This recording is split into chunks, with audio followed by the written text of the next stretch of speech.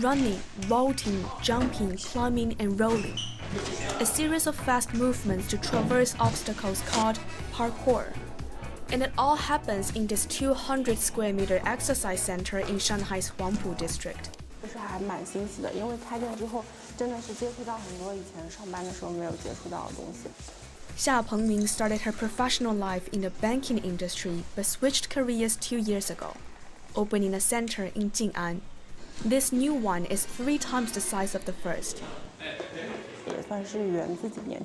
I'm fulfilling my childhood dream. I had reached a plateau in my previous job, and I didn't feel like an ordinary life of office work. I just wanted to take this chance and have a try. I got my first batch of customers in just the first month after opening, and since then, I'd been thinking of having a bigger setup. And then, this newly opened sports-themed shopping mall reached out to us. The membership in her centers has now tripled from what it was at the beginning.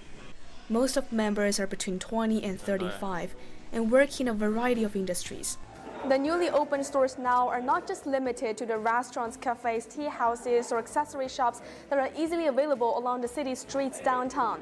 The founders are now digging into some really new and niche markets, looking for the special customers, just like this one, the parkour training store. Small restaurants have a lot of competition, so they usually have promotion costs. But for us, we don't have much competition, so our promotion costs are a lot smaller. It's been a year now. I have made many friends here, as we share a common hobby, so we have a lot to talk about. This is my first time seeing a small shop like this. It's safer than training outdoors, and I can have a professional tutor here. I'm at a management position in manufacturing industry, so I spend lots of time in the office. Exercise helps me relax and forget about work. I've met 7 or 8 new girlfriends here. We usually go out together now. Both of the parkour training centers were opened during the COVID outbreak, a time when many would have been worried about starting a new business. But it turned out this young lady was pretty confident about her prospects. The pandemic seemed to me like one of those things you can't avoid, so I wasn't about to give up my dreams because of those worries. It took around 6 months for me to get back all my costs for my first store, and this one, probably I will have made back the costs after the summer vacation.